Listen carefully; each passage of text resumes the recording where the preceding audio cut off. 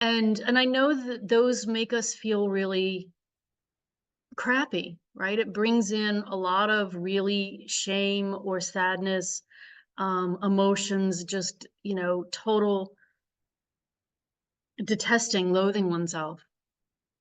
And I know intellectually up here that that's your ego, but I know that it's easy for you and others in the room to still feel that and to still be tempted to believe it, and having sometimes hard times identifying evidence that says it's not true. Like, okay, if I'm not a POS and I'm not, there's something wrong with me. How do I know that there is something good about me? Where do I find the goodness in me? And we're going to talk about today and what you guys experienced last week in the exercise. We have to get out of the egoic consciousness state in order to not feel the ego's consciousness state, which means we have to get into the higher self state. And that's where we see all the goodness in ourselves, in others, and in life.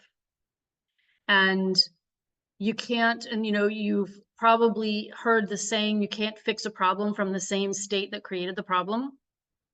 Well, that's the ego, right? You can't fix the ego's conditioning and the negative thoughts and emotions and belief systems and behaviors from the same state that created them.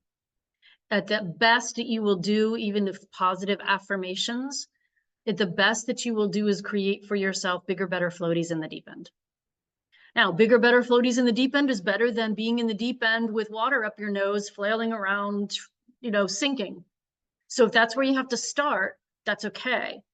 But that's not where you're going to heal. That's not, for those of you who I know have been doing some personal self-help work for probably years, with yourself, and you've probably tried positive affirmations, you've probably tried this or that or the other thing, and you're like, why isn't this working?